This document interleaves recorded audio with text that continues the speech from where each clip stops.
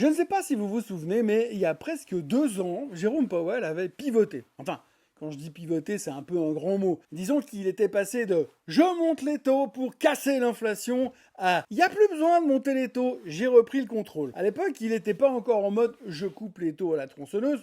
Et je vous rassure, il ne l'est toujours pas. Mais son changement de ton avait quand même suffi à déclencher un bull market que j'ai envie de qualifier de totalement délirant. 60% de hausse quand même depuis fin octobre 2023. Pas sur des faits, juste sur des perspectives. Le simple espoir de voir un jour les taux baisser. Avec en prime, bien sûr, il faut être honnête, une petite pincée d'intelligence artificielle pour relever, vous savez, le goût du plat. Et bien 2 ans plus tard, rien n'a changé. On grimpe toujours sur la même base, l'espoir. Bienvenue dans ce Morning Bull Live, je suis Thomas Veillet et nous sommes le 13 août 2025.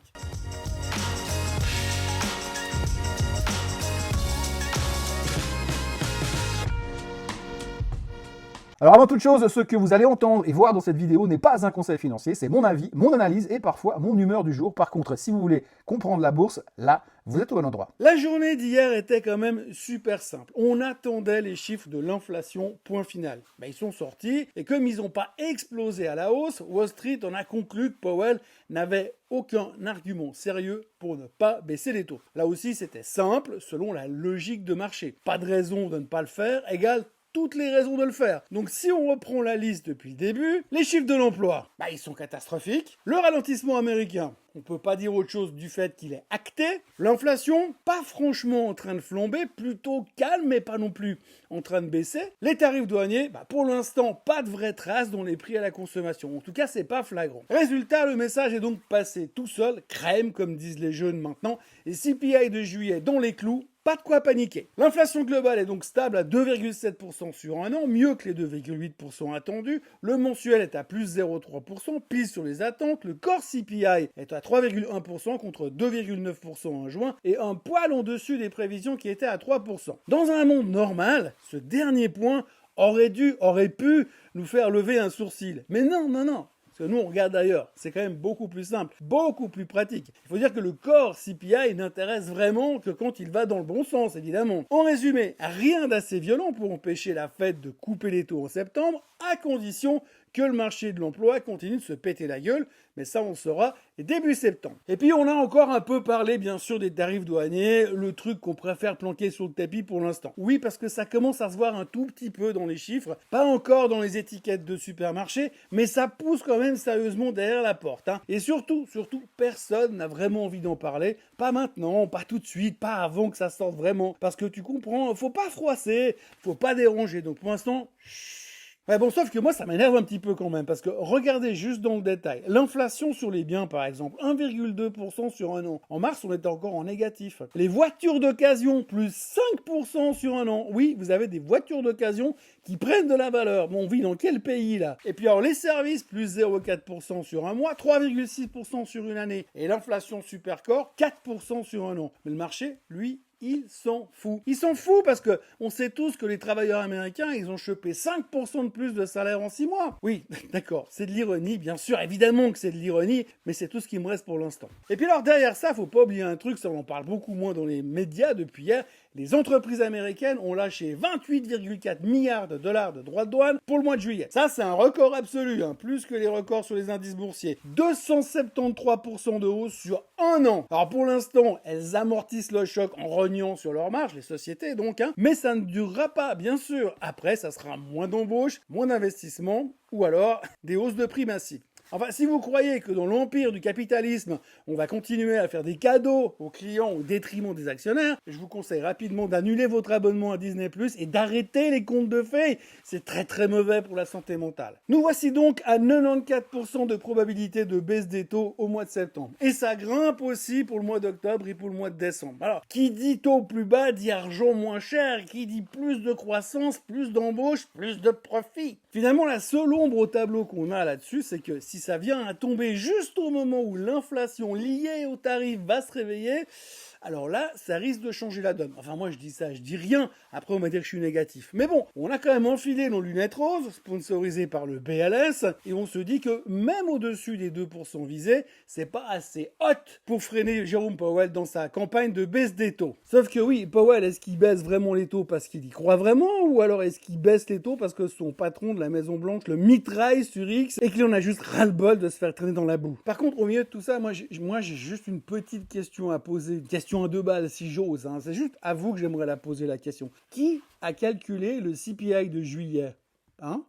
Qui a compilé les chiffres qui tombent pile poil parfaitement bien en ligne pour la Maison-Blanche? Oui, c'est le BLS, le même Bureau of Labor Statistics qui a peu bidouillé les stats de l'emploi pour embêter Trump parce que la patronne était pro-Kamala Harris. La patronne qui s'est d'ailleurs fait virer Manu Militari par Trump. Et maintenant que le type qui l'a remplacé vient directement de Mar-a-Lago, eh bien là, tous les chiffres sont corrects, exacts et véridiques. Et on doit le croire. Donc cette fois, tout le monde jure que ces chiffres sont propres. Mais c'est quand même super pratique, non? En tous les cas, Trump, lui, s'y est pas trompé. Et ça a été le premier à réagir en mode « La Fed doit baisser les taux ». Bon, par contre, il a pas précisé combien cette fois. C'est pas si c'est 400 basis points, 500 basis points, 600 basis points. Mais par contre, alors en bonus, il a collé une menace de poursuite contre Jérôme Powell. Bon, pas pour la baisse des taux, juste pour le dépassement de budget au niveau des rénovations de la Fed. Vous vous souvenez? Et alors, pour finir cette très belle journée, on a eu droit à monsieur Scott Bessent, qui était sur Fox hier soir, et qui s'est lâché avec un... La vraie question, est-ce qu'on coupe de 50 basis points en septembre? Le débat est ouvert. Franchement, parfois, j'ai l'impression qu'on nous prend un tout petit peu pour des abrutis qu'on s'entend. Mais bon, c'est pas grave, c'est pas grave. Du moment que ça fait monter la bourse, on va pas se plaindre. Et alors, la bourse, elle monte. S&P 500 plus 1,1%, record historique, 16e de l'année. Nasdaq plus 1,4%, record historique, 19e de l'année. Dow Jones plus 1,1%. Bon, pas de record, mais dans le vert quand même, et bien dans le vert. Et puis alors le reste du monde, tout sourire, une inflation parfaitement maîtrisée qui ouvre la porte aux baisses des taux, exactement ce que tout le monde voulait entendre. Le CAC 40 en hausse, parce que la baisse des taux, le SMI pareil, oublie total que Trump est en train de leur mettre la misère. Par contre le DAX perdait 0,23% et c'est toute la faute de SAP parce qu'elle a cassé sa moyenne mobile des 200 jours et a déclenché des ventes techniques. Et puis alors, pour aider l'inflation qui faiblit, le pétrole est à 63 $. Plus personne ne bouge avant le show de Laurel et Hardy qui vont se rencontrer vendredi en Alaska. Le IA même nous annonce que le baril sera prochainement sous les 60 $. On parle avant la fin de l'année. Bon, alors après, la fiabilité des recommandations sur le price target de l'EIA, c'est à peu près aussi fiable que, allez, la Banque mondiale quand elle vient nous dire que le S&P 500 il va aller à 8000. En Asie, c'est fiesta un peu partout. Nikkei, record historique. Hang Seng plus 1,45%. La Chine au plus haut depuis longtemps puisqu'elle anticipe tout ce qui va bien se passer avec les États-Unis. On nage dans le bonheur et l'euphorie totale. Tellement que le mot euphorie, il a plus aucun sens en ce moment. La VIX, vous savez, l'indice de la peur, il est en dessous des 15. L'indice Greed and Fear, alors lui, il me surprend, il est coincé entre greed et greed, mais même pas en extrême greed. Visiblement, chez CNN, on a dû recevoir le mémo, hein. Pas trop d'alerte, pas trop d'angoisse, hein. Il faut que ça reste quand même vendeur pour les marchés boursiers. Et puis alors, pour changer un petit peu d'histoire, 2 épisodes à ne pas rater cette semaine dans le secteur de la tech qui révolutionne l'Amérique et le monde, bien sûr. Tout d'abord, vous avez vu Perplexity, la pépite de l'intelligence artificielle qui est valorisée à 18 milliards, qui balance une offre d'achat à 34,5 milliards pour acheter Chrome à Google. On peut pas leur en vouloir, le timing est parfait. Il y a un procès antitrust qui se tient, la juge Meta qui pourrait, dans le pire des scénarios, forcer Google à vendre son navigateur. Pour Alphabet, pas question de lâcher un outil qui a 3,5 milliards d'utilisateurs, 60% de part de marché et qui vaut au bas mot 100 milliards. Perplexity, eux, de leur côté, ils promettent de garder Google en moteur par défaut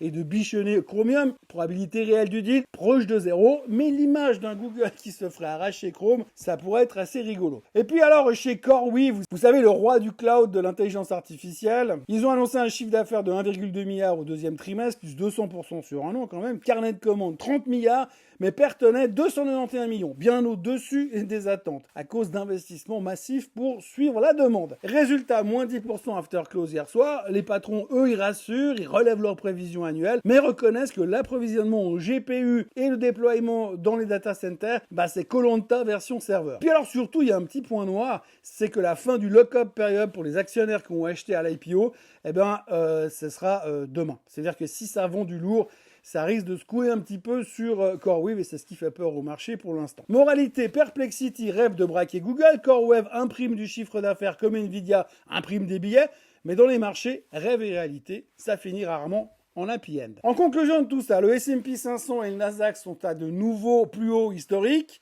Le SOX devrait suivre sous peu, c'est un indicateur avancé, donc c'est une bonne nouvelle, une de plus. Tout ça pour un CPI de juillet juste un poil plus, allez, sympa que prévu. Et là, tout de suite, tout le monde rêve déjà d'une baisse de taux en septembre pour amortir les dégâts des tarifs douaniers de Donald Trump. Sauf que derrière, c'est pas forcément toujours aussi simple. Tout d'abord, les gros travaux. Par exemple, pour faire son toit, rénover une cuisine, ils n'intègrent pas encore les surcoûts tarifaires. Les gros entrepreneurs, pour l'instant, ils absorbent les coûts en rognant dans leur marge. Mais par contre, selon certains experts financiers, la facture arrivera en 2026. Et là, ça risque d'être moins rigolo, surtout si on a commencé à baisser les taux massivement. Aujourd'hui, ce qu'on sait, c'est que les entreprises, elles tiennent grâce au stock pré-tarif et à des marges extra light. Les bas revenus, on sait qu'ils sont déjà à sec, qu'ils ne peuvent plus consommer, même si les hauts revenus dépensent comme si ça n'était rien passé parce qu'eux, ils gagnent parce qu'eux, de toute façon, ils gagnent du pognon en bourse tous les jours.